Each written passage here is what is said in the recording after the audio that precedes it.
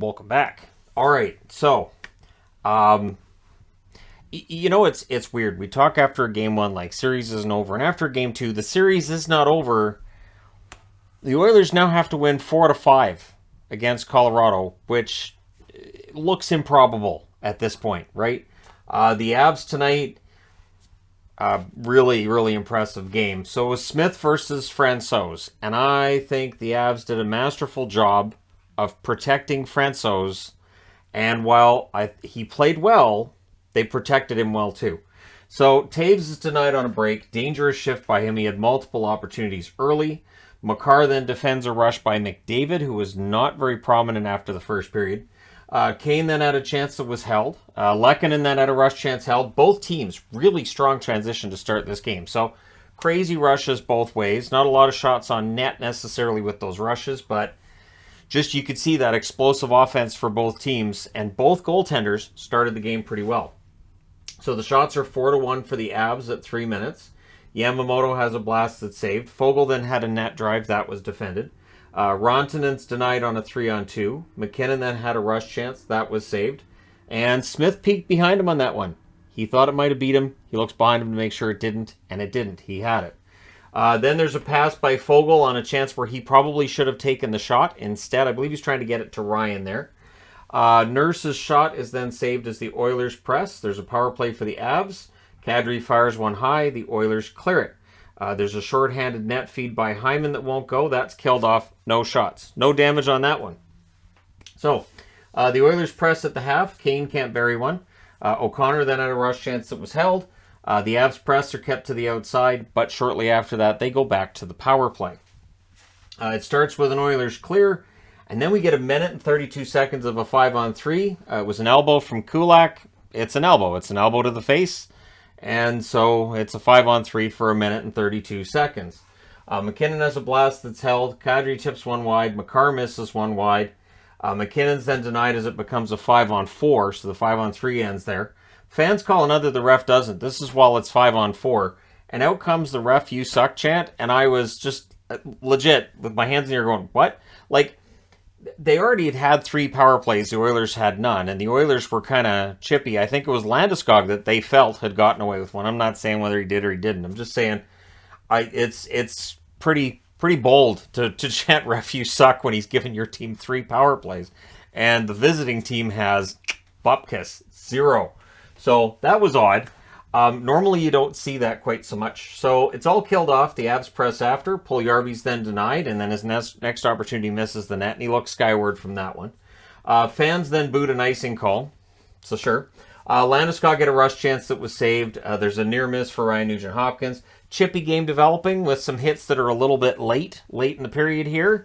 Kind of a little bit after the whistle, maybe, a little bit after the puck's gone kind of thing. Both teams kind of getting into it, but no calls were made on that. Then Keith had a screenshot that was held in the closing seconds, and McDavid and Draisaitl were together for a grand total of 49 seconds in the first period. So Jay Woodcroft keeping them apart. And honestly, it was a pretty good road period for the Oilers. They almost matched Colorado in shots. They killed off a 5-on-3, and going into the second period, this is where you might be able to put some pressure on Colorado. Maybe make them a little bit nervous, make them second guess. But in the second period, Colorado seems different this year. So McKinnon has a rush chance kicked aside. Nurse's shot was blocked. Fogle has a chance that's held. Taves then had a shot that was blocked. The Oilers rushed the other way. Francouz holds on to a Bouchard opportunity. And then at 3:58, Lehkonen opens the scoring with a perfect deflection off a turnover. Kadri and Rantanen with the assists at 3:58. And then 15 seconds later, Manson with his dad helping to coach the Oilers there. He scores from Kadri and Lehkonen at 4:13, wired it under the glove and over the pad, which is a goal that we see frequently on NHL goaltenders, not just on Mike Smith. But that's a tough one, right? That's 2 goals now in 15 seconds. And I don't know that Smith had a chance on the first. You might be able to pin the second one on him a little bit. So the Oilers try to answer after being read the riot act by Jay Woodcroft on the bench. I don't think it made a big difference. I admire the coach for trying. Taves defends a McLeod chance, and then there's a 2-on-1 rush goal. And again, I don't fault Smith on this. Rantanen from Kadri at 6:02. So Nazem Kadri, 3 assists in 2 minutes and 4 seconds. Pretty productive short period of time there for Kadri. Draisaitl then had a rush chance that was held. Bouchard has a chance that's blocked. Rantanen fires one wide on a 3-on-2. The shots are only 5-4 for the Avs at 9 minutes, proving that sometimes it's not the quantity of the shots, it's the quality. And the Avs shots I thought were more dangerous. Then there's a near miss for Landeskog on a rush. Manson takes a puck from Draisaitl. The Avs rush the other way. Kadri's denied in close as the Avs press. The Oilers get a power play with 5:19 left. Barrie has a shot that's blocked. That power play's killed off without much trouble by the Avs, to be honest. Kadri's then denied in close as the Avs press. The Oilers get another, Nurse is then robbed. The Oilers go back to the power play with less than 1 minute and 30 seconds left in the period. Barrie has a blast that's held, and we get the Frankie chance. But honestly, that second period I thought is where we started to see Colorado doing a really good job of defending and making sure Francouz doesn't have to be a world beater. He faced less shots in the last 2 periods of the game than he did in the first period. So the combined shots in the second and third period below the shots in the first period tells you Colorado played very well defensively. Third period, McDavid fires wide on a rush. The Avs finish off the kill. Strong back checking by the Avalanche. Yamamoto gets hurt late in the second period, did not return to the game. So he was out to start the third period. That throws your lines off. And Yamamoto was having a decent game. He did take a penalty. He wasn't happy with it. I read his lips. He thought it was a soft call, but it was a trip right in front of the official. So, he did not return. We'll see if he's able to come back for Game 3. Kadri hits the side of the net as the Avs press. O'Connor steals, leads to another Avs press. Makar has a chance that saved. The Oilers really hemmed in at this point. Up by 3. Colorado was just relentless. Too many Oilers on the ice because they have to clear it, and there's rushing to get a line change in, and you get 6 guys on the ice. So the Avs get the power play. Kadri has a chance that's held. There's a shorthanded rush by McLeod. That kills off some time. Shorthanded Archibald pressure finishes off the kill, and then we get 2 minutes of 4-on-4 that follows. Now, this is actually an instance where I think the Oilers were lucky they weren't shorthanded. Byram is kind of put halfway into the Oilers bench. Cassian decides, I'm going to take his helmet off. I'm going to bug the player.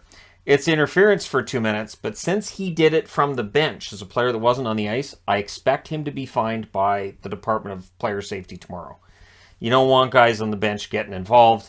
So Cassian and Byram both go to the box. I'm trying to figure out why Byram got the penalty there. Because honestly, I think if somebody rips off your helmet who's not even on the ice, I think you're expected to kind of react the way that Byram did. But all right, it was 2 minutes of 4-on-4. So that takes place. And Cassian, I thought was kind of fortunate he didn't get something else. But anyways, Kadri has a blast that's held. Hyman has a screenshot held. There wasn't any scoring during the 4-on-4.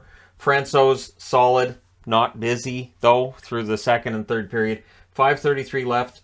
Evander Kane goes to the box after a shift where he was throwing some pretty big hits and didn't make people happy, and Makar certainly wasn't happy. But anyways, McKinnon's denied on his first opportunity. He's not denied on the second. He scores from Makar at 15:20. Smith was without his glove. So on the play, he's trying not to catch the puck with his hand, because if you catch a puck that's going 80 miles an hour with your bare hand, you're probably going to break your hand. So he's trying to get the glove back on, and McKinnon, seeing that the goalie's vulnerable, just puts it right basically between here and in the net, and it goes in that short side corner. I don't blame Smith for protecting his hand. I think any goaltender would do so because you don't want to break your hand catching a puck. So we want the Cup chance start with that 4-goal lead. Totally understandable. A lot of Frankie chants throughout this game. Really party atmosphere begins with the 4-0 lead. That's where the fans are really like, all right, we're fine. It doesn't matter. They're not going to blow a 4-goal lead in the last 5 minutes. The last minute, we get an Avs power play. Nurse then shows violence. That leads to a 5-on-3.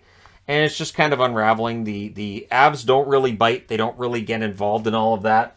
So, yeah, it was a 5-on-3 to finish it. Kind of an ugly finish, and it ends up skewing the power play numbers even more than they were in favor of Colorado. Your final score's 4-0 for the Colorado Avalanche.